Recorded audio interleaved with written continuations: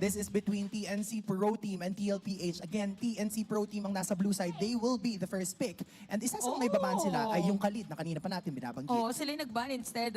Does it mean na parang priority ng TNC yung Hylos again for heads? Kasi diba normally they pick Teresa or Hylos Yeah. for heads. Probably gonna ulit yung gustong i-replicate ni Coach Wolf. But for TLPH, ano pa bang pwede nang iban? Another full Full views? views, yeah. Medyo requirement dyan pag nasa red side ka. Nadagdag na, no? Oo, talagang nakaka-bad trip yung hero na yan. Kasi ang option dito ng TLPH is lulusutin mo ba yung comfort heroes ni SDZYZ, which is sobrang dami, or yung full views. And kapag pinili mo yung SDZYZ route, marami pa rin namang maiiwan. So, might as well just go for the full views ban. Unless TNC mag-ban ng full views na. Binan nila yung take respect para kay Daddy JP. So TLPH again, full views is a potential ban here, and then possibly first pick Hayabusa, Nolan, or Julian. Grabe, sobrang dikit lang halos nung win rate nila sa mga sides na to. Very interesting for TLPH kasi sobrang taas ng blue side win rate nila nung di ba pinakita ng game 60 number 1. plus. So ibig sabihin medyo dehado talaga sila pag nasa red side. Oh! Okay, nagre-react si Midnight. Yung full views! Nakalusot. Yung full views! Kukuhanin ang tanong. Kukunin yan. Full views bang kukuhanin? Ano kaya counter ng TNC ito? Willing silang ibigay yung full views. Inagaw na lang nila instead. Kasi diba yun nga yung mostly ginagamit. Kaso sayang yung threat from a full views. Kasi alam mo ba kung bakit nag-Hylos yan? Bakit? Kasi yung recall nila si Hylos yung... Sige na. Sige, Isa pwede. pa nga para ma-convince kami. Balik muna tayo. Hindi ba ako convinced? Sorry. Eh, yung Matilda kasi binan na nagalit yung TNC, wala ibon. Pero may kadyo pa naman. Para ata. Oo, Pwede. Paramis. Maganda yung Paramis dito. Lilia, pwede rin, pero mamaya na. Oh, para hindi mo na, well, yeah, Lily ang perfect nga yata dito para sa sa TNC. Para pwede rin Moscow. mag-micro. Claude Moscow, Ruby. Feel ko mag-ahayo. Ay, Wala pala pang Julian na mukhang pala. edit Cho and Valentina. Valentina though, medyo hindi siya kasing taas ng poke potential versus sa Louie, yung damage ba? Yeah, oo. Parang ang pinaka-maging strength lang niya is pag na-fear niya or terrify yung kalaban. So, Being returned Lenga. to Ang ano na dito is, parang meron silang nga pang split push. Kasi kanina di ba naiiwan, pero kailangan nilang isama si Benny QT. So ngayon, at least madali lang for Carteezy to be part of the team fight. Kahit di siya, masama sa diversion. Yes. Abot niya lahat. Abot niya ang top lane, mid lane, bottom lane. Abot niya na rin yung playoffs kasi secured na sila. Yeah. Moskov, I think carry is a good ban. Kasi nga naman, for sure, yung Yeah, yung gold Hylos. laner nila magiging physical damage na hindi na yung maglulunox, mag-aalis kasi kakapusin na sila ng physical damage if ever yun yung maging route nila. I think carry Beatrix lang yung choice dito ng TNC. Ay, ng TLPH, yung mga pwedeng iban. So TNC, medyo problemado sila dito pagdating ng second phase. Kasi Claude lang yung may iwan, if that's the case. Nandito lang daw Tinanggal siya. din yung Claude! Tinanggal din yung Claude! Oh my So goodness. parang ano ba ito kukuhanin ba? So ang kukuha ba ng mag-Harith ba ulit yung TNC dito? Binana. Ay, oo, sorry, Actually, first ban pala. ang pwedeng gawin dito ng Carry? TLPH, kunin nila yung Carry, oo. Or, kunin nila yung Beatrix. Beatrix carry. Kasi maganda rin yung Binan ng Beatrix TNC. eh. Binan ng Oo. TNC Pag yung binan ng carry. TNC yun, kumuha ng pag binan ng TNC, wala nang may iwan. Not unless mag-mage na lang sila for gold laners. Yan, Lunox. Lunox. ban. Baka iniisip nila na baka mag-Lunox yung gold lane kay Benny Cutie. Ooh! Ay, ito Ruby. Benny Cutie Ruby? Gold lane Ruby? Pwede rin JP Ruby Pwedeng pa. JP Ruby yan. Pwede rin Sanford Ruby. Oo, bahala na sila kung saan mapupunta ang kabayo tsaka si Red Riding Hood. First time ng DP natin si Edith Yeah, Edith. Carry Edith, feeling ko. Good. Carry Parang, Edith, Carry Grok. yeah. Parang better yung Grok para may lulusot lang doon sa Louie. Kasi isipin mo pa yung yung higop eh. Ayoko sana mag-overthink kayo. Pero, ayoko sana mag-overthink yung mga tao, pero may Louie Beleric ka. Oo nga. Ay, oo nga pala. Reading through Time's threads, Sayang. I hope to find a strand Melissa. that's truly Angeling! Gusto niya ng sustain Kaso kanina? teka lang, may Valentina. Ay, oo nga, heart guard. Wait. Gagayahin niyang babantayan ng puso. Pero sobrang kunat, by the way, dito ng TLPH. But Although, wala silang ranged eh. Yung mga damage dealers. Pero Carry Angela. Mas mahapdi yung Carry Angela actually kaysa sa well, to be Angeling. fair, oo. Kailangan dito mapigilan yung kay Benny Cutie again na hero para hindi siya magiging masakit na Ruby. Kasi mahirap yun kapag Ruby Angela. Pero Carry Angela nga ay super threat. Yes. magiging threat yon because IMU ni Valentina, ni Hatred rather, ang ating makikita. Again, this is game number 2 between TLPH and TNC Pro Team. Kaya naman, casters, take us to the Land of Dawn. Magtutuloy na nga ba ang init ng TNC Pro Team mula sa Game 1 o mapipigilan ito ng Team Liquid Philippines? Welcome to Game 2 between TLPH and TNC Pro Team. Nagbabalik na naman ang labanan ng ating mga assassin. Oo, tsaka nagbabalik din ng Angeling. Last time nakita natin yung Joy Ling, no? Mula kay Demon Kite, di ba, sa Team Aurora. Pero ngayon naman, Angeling, parang yung mga magkakaduo dyan, masasaya ngayon sa comment section. Oo, parang yung may mga kaduo dyan na sakto, kakauwi pa lang. Kung may pasok ng Sabado, ay pwede nyo nang imbitahing manood ng MPL. Baby, ganito maglaro ng Angela. Sana all, sana all. Oy, wait lang, nanggugulo din si Escalera dito kay Carlito. Pero ang sakit din kasi ng mga tuhog ni Carl, di ba? Oo, kahit sabihin na natin level 2 pa lang yan, medyo masakit talaga ang enhanced na tusok na nagmumula dito sa isang link. Pero dahil nga Julia na kanyang kalaban, na-expect natin na mas mabilis talagang mag-clear. Oray ko. Pero mas mabilis Ay! humabol si Carl. Yun, pero maganda doon, na-burn yung flicker dito ng Escalera. No? So walang i-expect ang Team Liquid PH na surprise na mga Jeet Kondo movements mula kay Escalera mamaya-maya. Oo, tsaka sa ngayon no, talagang kalmado muna pero hindi sa baba. Ako, kalmado, pero hindi ata sigurado si Shalford dito makakasurvive. Hindi natuloy yung pagkatay dun sa Oyabak. Ayun na talaga kapag naka-revitalize, napakahirap patayin pero mukhang magra-round 2 pa. Pero nandyan na si JP, ang dala ay pag-ibig. Ayan na, Love Waves. Love Waves, ayan na nga, bumalik ang buhay. Nakakabalik buhay daw yan yung pag-ibig. Oo naman, di ba? Alam mo na, alam ni Umi yan. Alam, ikaw nga, may asawa na eh. Alam natin lahat. Alam na, lahat tayo dito sa MPL, mapagmahal. Mapagmahal, di ba? Ganun naman talaga yung magmahal. Alam mo, kahit nga yung mga magkakalaban, mahal nila isa't isa. Oh, alam mo naman, minsan masakit ang pagmamahal, pero madalas ganito. Masakit ata, Sanford. Naramdaman na naman niya for the second time. Inabot siya ni Heads and Flicker from Hatred. First Blood para sa umanan ng TNC. Mukhang motivation ng TLPH ay medyo bumababa dahil ang TNC Pro Team ay tuloy-tuloy lang sa pagpasok. At nandiyan na nga si Heads, dealing a bit of damage, pero mukhang makakapag-tempest of blades na rin naman. Plus the purple. Ang dami nila na force doon. Even yung revitalize dito ni Heads. Pero ang maganda, nakuha yung pagong from TNC. Walang retribution itong si Carlito. So pagkakataon ng TNC na mag-steal ng mga objectives. Early game ay mukhang lamang ang TNC Pro Team. RTZ looking for that retribution. Hindi niya nakuha. Masyadong mahirap talaga. Pero si SDCYZ, and this time Sanib Angeling, kaya ba ang i-sustain? And si Escalera ay a-address na nga rin lamang. Hindi sila, nakita nila na mababang buhay ni SD dito. Kaya lang hindi na rin go ang Team Liquid PH. Baka mamaya may mga nag-aabang na patigbong eh. Oo, medyo mahirap din yan. No? Pakiramdam ko for Team Liquid Philippines, ang win condition nila dito ay kailangan lamang nilang mag-survive in the early game. Medyo mahirap patulan ng isang Julia na may kasamang Gatot Kacha.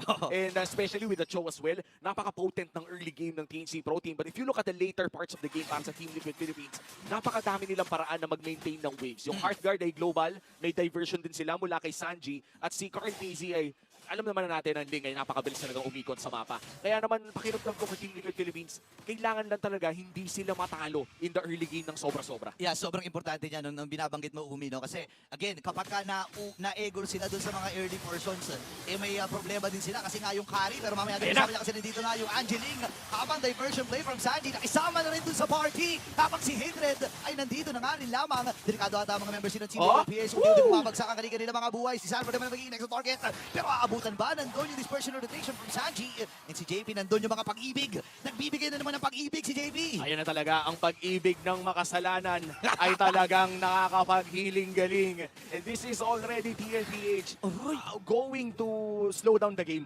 Talagang nararamdaman na natin na kayang pabagalin yung laro if you're Team Liquid Philippines. But for your TNC, pakiramdam ko naki-escalera na yung bulay, no? Pilitin mo, mga hanap ka ng isa, and kung mapitas mo man yung Angela, mas okay. Yeah, ilang beses na natin nakita, no, yung mga Cho plays. No, gusto ko lang i-quote dito or gusto ko lang i-highlight dito si Brusco kung paano niya gamitin yung Cho na sobrang nakakainis. Kung baga napapakamot ka dun sa mga hindi makakate. Wait lang, makati rin ata. May sabayang Glory Spot, nag-courting V yung laban nito, pero G na ata ang TNC. Sa likod ng target dito ng Team Liquid PH, atrasan muna ang TNC. Si Kosi rin nakasurvive din habang Depso Flex from a card. C. Naka-blades pa doon ang dalawa, abang si Escalera naman ay nakabantay din. Hatred ay akatras, isusuko na muna ng Phoenix Army itong pagong, pero Torre sa gitna, naging Tuloy pa. target nila. Tuloy pa rin ang laban na ito habang si Hatred nakakuha na ng Torre. At si Escalera ay mamamatay. Hahabol ba siya? May rondel ba na gagawin? Wala diversion play din si Sanji, so kakalma muna ng Team Liquid. Ito na yun, bigla ang sandwich play na nanggaling sa Team Liquid Philippines. Angeling sa kanan, diversion sa kaliwa. Magugulat ka talaga kung nag-korting V-man yung mga Glorious Pathway. Nakaturo pala yun kung saan papunta yung mga miyembro. At ayan pa nga, Grabe yung diversion play. Doon talaga sa gitna ng Torre ngayon. Pinagtutulong-tulungan na ng TNC Pro Team. Ang Team Liquid PH dapat sa play from Carl TZ. Nakakuha na rin siya ng isa dito. Ngayon naman si Benny Cute yung atras din lang. Knockout from SD. Pero ang sakit ng dispersion na rotation mula kay Sanji. Oo. At kailangan mag-out muna ni Sanford dahil nga napunta siya sa ibang poder eh. Nasa top lane siya hanggang sa bottom. Sumama siya. nakakagulat talaga yung ginagawa ng Team Liquid Philippines ngayon. Mukhang natansyahan na nila eh. Medyo na-test the waters na alam na nila na lamang na sila sa damage sa ngayon. Kaya naman tinuloy-tuloy nila with their Ruby Gold lane na kapag nakahuli ng isa o dalawa ay talagang matik. Napakasakit na. And ito na ata ang pinakamalakupit na handcam na mapapanood natin. Angela handcam. Paano nga ba magbigay ng pag-ibig ang mga kasalanan? Ibang klase yan, no? Actually, kapag nakita mo yung handcam ng mga jowa-jowaers nyo, yung yung lakad button lang yung ginagamit, oh, pero may heartguard na rin. Ayan na. Gagawin. JP dito sa may banda, kitaas, papasok ang Team Liquid PH. At dito rin si Sanji, nakuha na nga ng isa, si Sanji mamamatay din. Si With Heads, pasok pa ba sila dito? Hitrid din, narito na rin for the follow-up. Pero ang naging desisyon ng Team Liquid PH ay pumreno muna saglit. Oo, napakaganda ng mga naging play dito ng Team Liquid Philippines. Kaya naman nag-equalize na nila ang gold lead. At mukhang magkakaroon naman ng trade dito si SD sa may bandang ibaba. Kailangan ma-break ng TNC ang tempo na to. Dahil sa ngayon, kontrolado talaga ng Team Liquid Philippines for the last 3 plays na naganap. Lahat ng iyon ay TLPH ang nag-pull ng trigger. Kaya naman TNC Pro Team, sila magsisimula ng ating last turtle of the game. Sanji, looking for the Okay. combo pero makakapag-shun po naman sa Escalera. Okay, may idea rin sila dito. Nasa may bandang ibaba itong si Carl TZ. Pero ang goal ata ni Escalera ay kumuha muna ng sipa. Ngayon naman, sasama-sama ang TNC Pro Team. Yung pagong, nalilito na rin yung pagong eh. Palingon-lingon kanan o kaliwa eh. O, babalik na naman dun sa pit niya. 30 segundos na nga lang, mag-e-evolve na yan eh. Ang makikita natin, mukhang ipag-reset na lang nila. Wala na atang third turtle of the game kung hindi pa ito kakalabitin ni Heads. So, ayan, 10 seconds, pwede nyo bilangan, parang New Year. TLPH, naghahanap na rin ng play, mukhang, ayan na, pinigilan nila ang pag-evolve. Oo, hindi talaga mag-i-evolve. Oh, wait lang, Sanford ay nakaabang din. Kaya ang problema, meron atang patibong na matatapakan. Escalera yung matras na. Hatred. At itong si Cousin ay may pinakaanong basa doon sa may banda. Guard! Itaas ang si Carlito. Naku, may init pa. Dapat sa pinit gamit. Pero si SD magtatagumpay doon sa retry battle na yun. Habang si Heads ay mamamatay. Angelic no. Coco. Kasabay pa nga ng Sipa mula dito kay Escalera. Survive pa rin si Carl TZ.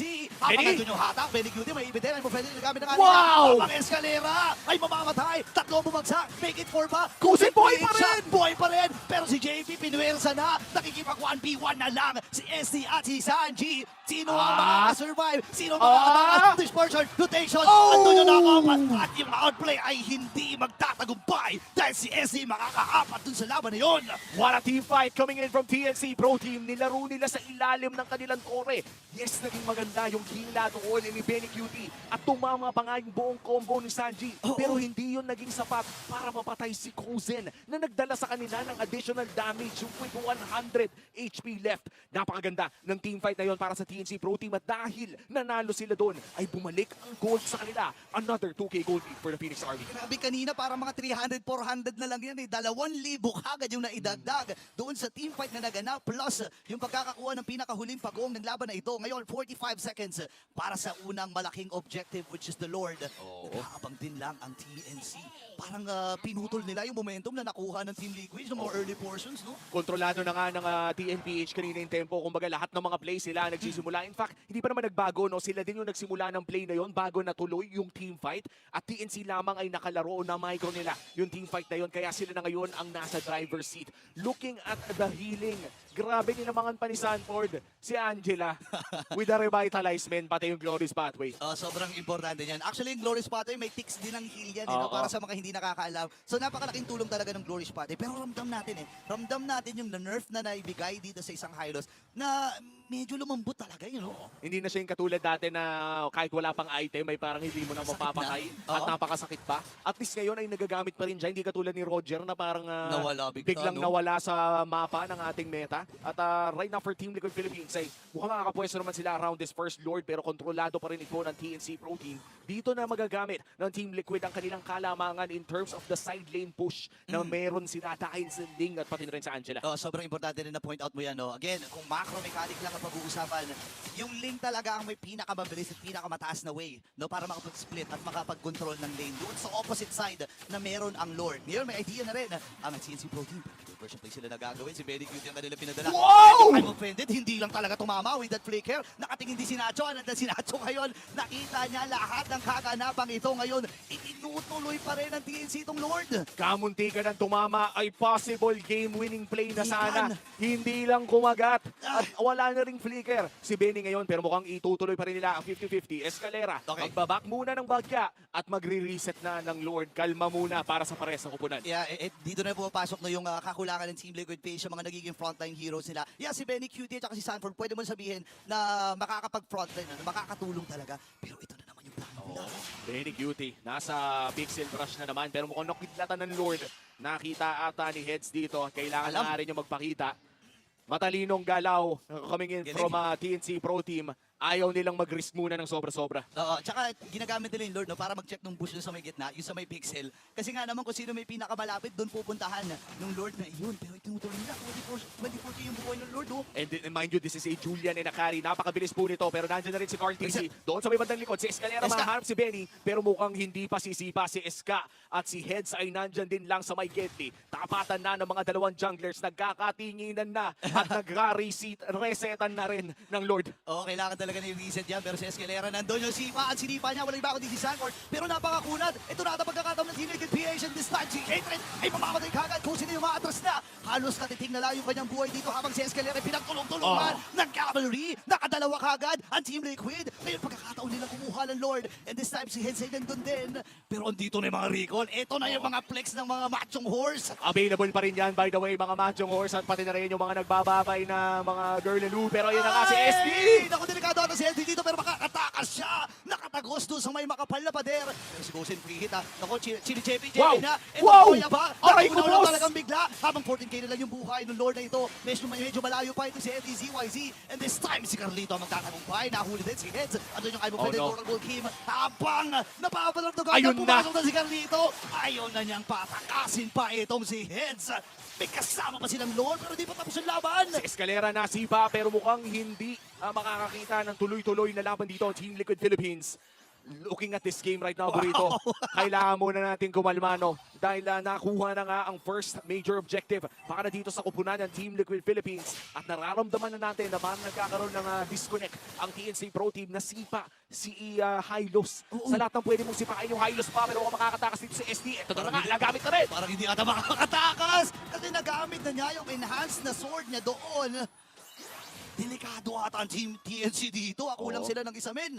Delikado talaga dahil isa rin sa kanilang mga main damage dealer ang nawala. It's a 4v5 scenario at tuloy-tuloy lang ang pag-push ng Team Liquid Philippines. Maliit man ang kalamangan, ramdam sa damage yung 1,000 na yan. At talagang napakahirap para sa TNC Pro Team na hanapin yung mga target sa Angeling composition na to. Dadamba na ang Lord. Oh, no. One inhibitor turret. Yan ang target nila sa ngayon. Mission accomplished sa taas, lipat sa gitna. Another turret goes down at mukhang kalma muna para sa Team Liquid Philippines. Okay, actually pwede na i-force yung bottom lane. Pero naubos na rin yung mga minions. Hindi na pa yung siege na minion na kasama dito ng Team Liquid Creation. Pero magandang pagpreno at magandang pag-atras muna sa Team Liquid. Kanina 2.6 kayang kalamangan ng TNC.